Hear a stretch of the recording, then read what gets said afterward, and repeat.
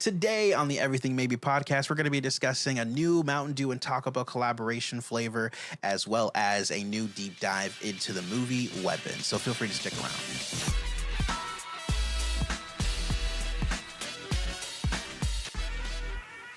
What's up, everybody? My name is Ryan. Welcome to a new episode of Everything Maybe, a show about society, pop culture, and everything in between. I hope you are doing well. Hey, also, real quick, if you want to join the conversation, leave a comment down below, or you can also send a voice message to speakpipe.com/everythingmaybe-pod. Let's just get into it, honestly.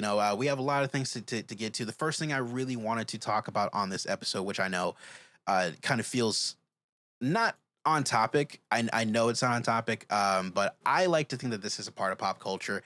I just found this interesting to talk about. But in the news, I'm not sure if you guys have seen this before, but Taco Bell released a brand new Baja flavor, which I don't know if you guys know me, but I'm sure if you're watching, you know me personally. But if you don't know, I am a big Baja Blast person. That's one of my favorite sodas of all time. That's one of their mainstays at Taco Bell. So I think they wanted to do some sort of collaboration again to try and get more people talking about Mountain Dew again.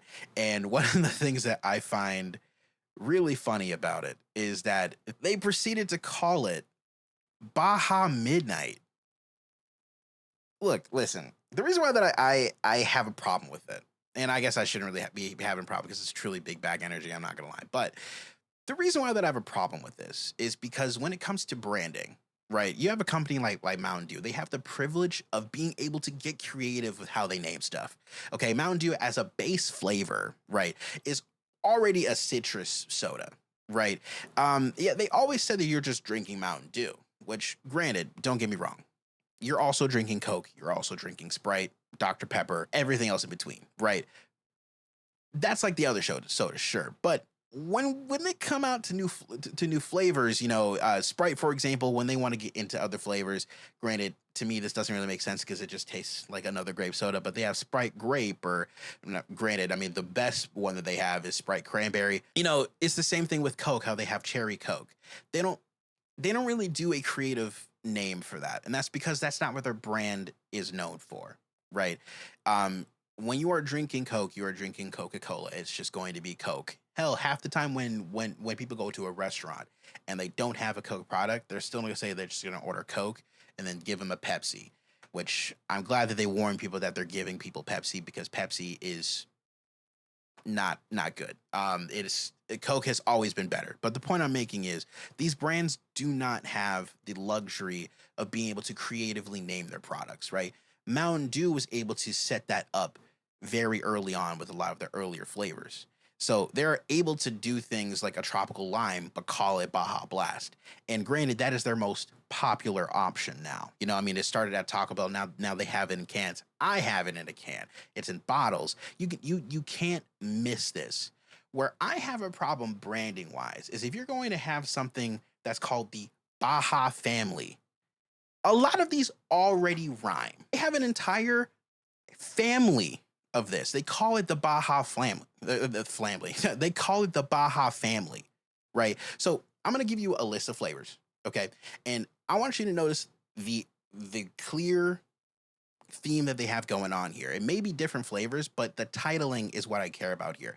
Baja Blast, Caribbean Splash, Baja Flash, Mango Monster Mash, something like that. It was like, it's the Mango Mash, something like that. Passion Fruit Dash, Baja Smokin' Ash, something like that, right? These are flavors that are already on their Baja, their Baja family. And I'm not saying everything has to completely rhyme with Blast, but something close to it, right?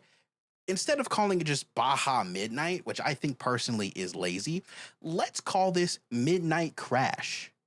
I think that is that's better for the brand than just calling it Baja Midnight. Because I'm sure somebody on the board was like, well, Taco Bell's open real late. They're just going to go and get a Baja at 2 a.m. or at midnight when they're still open. No one else is open that late. Let's just call it Baja Midnight.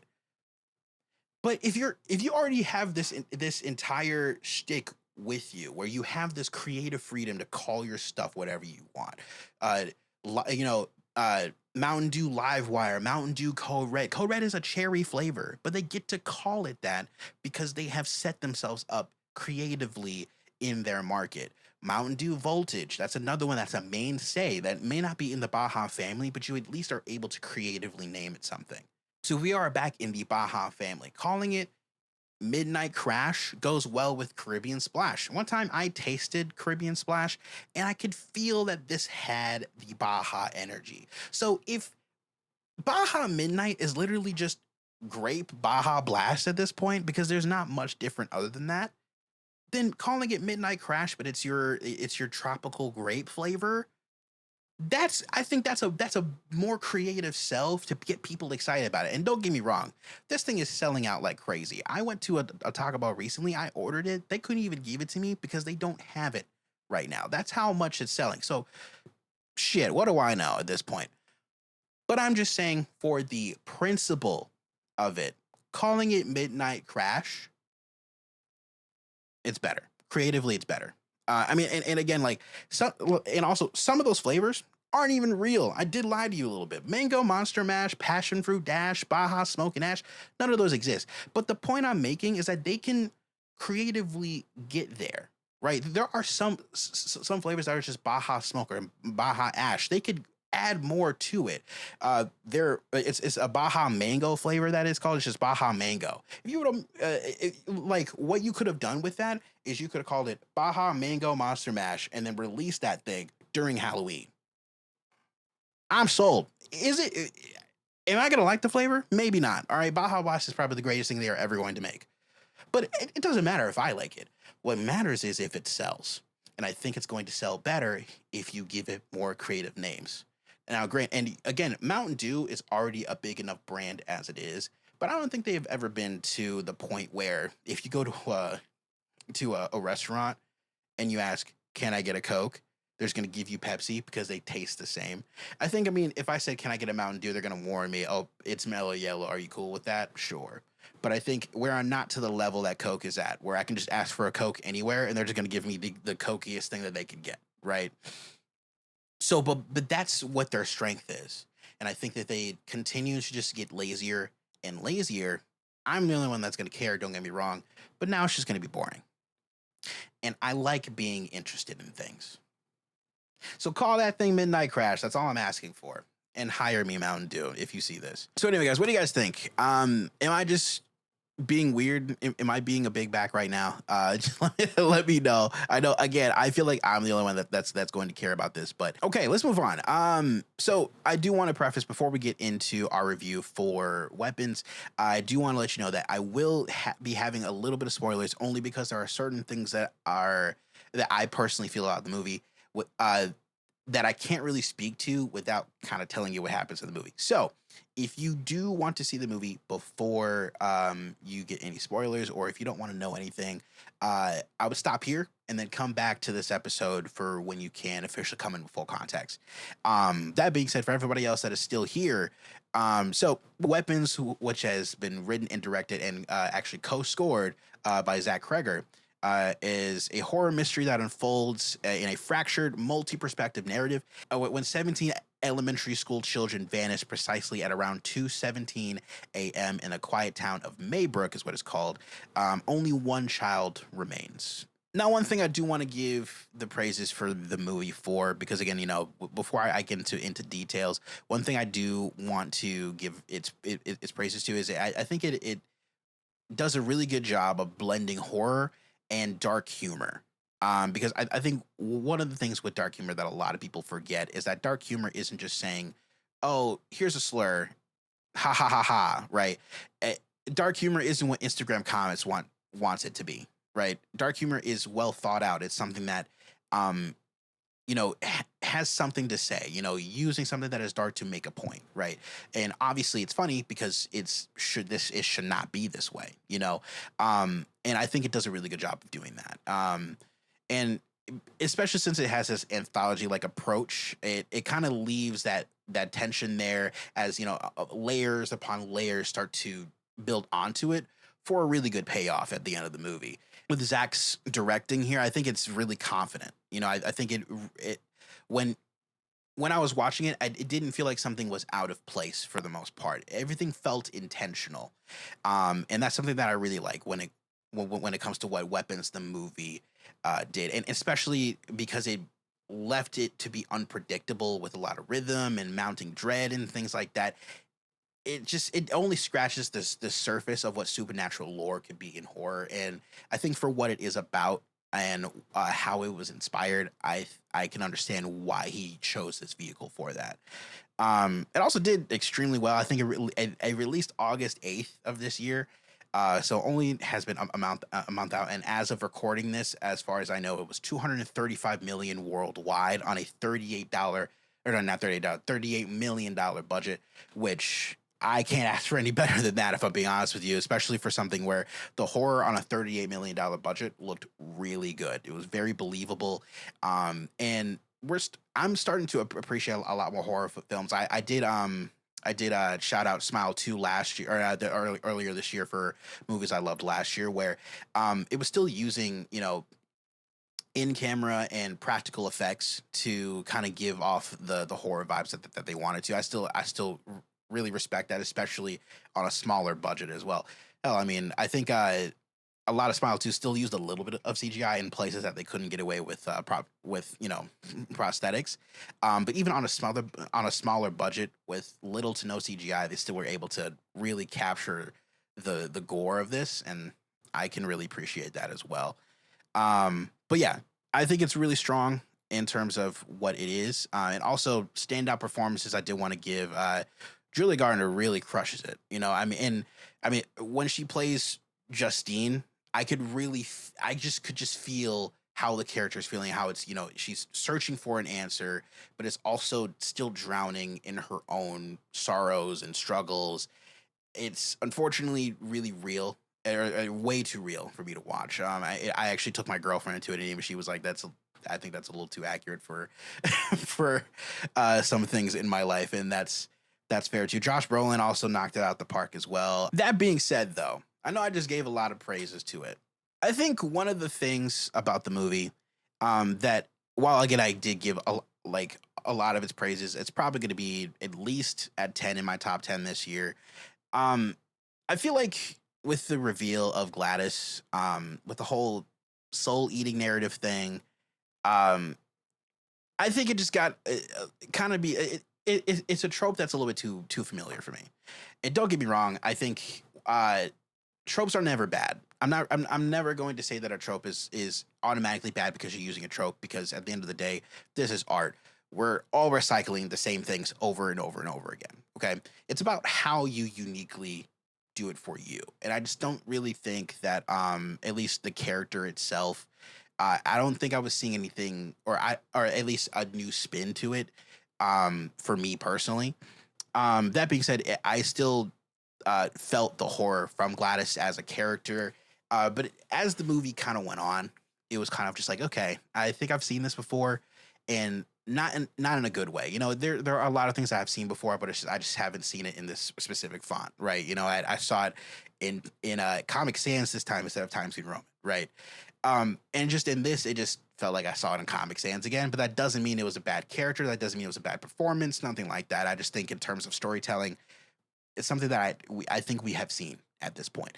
And also, I think another problem that I have with the film, and I feel like this is a very common critique of it, is the non-linear structure. Kind of towards the end of it, especially in its third act, feels a little disjointed, and the pacing kind of just it falls off at a certain point for me. For example, when we're starting to, because I can't remember everybody's names, but once we see Justine's version of the story, then we stop at this point. Now we got to give more context for the cop, because she saw him that night, so obviously they had relations and all that stuff when he was cheating, by the way. Tisk tisk.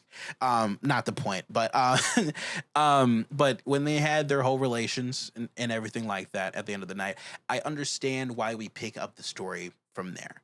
My issue is, I think we did it a little bit too much, because it got to a point where there are certain characters that, to me, aren't as important to the story at this point, but we're getting their perspective anyway. And by the end of it, where we start to finally see the child's perspective from it, because I like watching it when it was that last child that wasn't missing from the classroom. I could probably sense, at least for me, I was like, I he's involved, and where I thought it was going to go was that he is also in on this, right? I thought, he was going to be working with Gladys to a certain extent. I was pleasantly surprised when it wasn't that, because then my main critique is it was going to be predictable. That was unpredictable. Where I have a problem with it in the storytelling still is that we had to start all the way from the beginning. I think pacing wise, we kind of already know what happened to this kid at this point, because we already got enough context from Justine's perspective, especially where he was walking home with a lot of anxiety. I think we could have sped up that part a lot faster, and I'm not even saying for a point of like, oh, I just want my movies to be faster. I don't think of it like that. I think storytelling wise, it could have been a more efficient way to not speed it up, but more so uh, give the things that matter. When he's walking home, give him more of those anxiety driven things. I don't really need to see that he had to feed everybody soup. I think you can do that in almost a montage style, but slowed down still. I don't need every single detail of him going to school, going home, grabbing soup, rinse and repeat in the story. I don't need that every single time. What was enough for me was to just be like, hey, okay, so if you want your parents to be alive, you're not going to tell anybody. I liked that whole scene. That was a lot of tension. It made me uncomfortable, and that's what horror should be doing. However, once we get to a point that there's going to be a house inspection, for example, because too many people are getting suspicious. Okay, cool. I'm glad that we got the context of how she got everybody out of the house and how she wears a wig, all this other stuff. But it just gets to a point where it messes with the pacing, because now I'm getting too much context that technically kind of doesn't matter for me. Once we get to the final fight, where all the kids kind of switch sides, because our non-missing child here, because again I can't remember his name at this moment, but when he is able to figure out how to beat Gladys, that's where I would say that is still important. But at the end of the day, there are some things inside of that just could have been kind of polished and cleaned up a little bit, for pacing. Because again, I was very much tied into the story. I was very much in on everything, but it just got to a point where by the third act, I was like, oh my God, we are starting over again.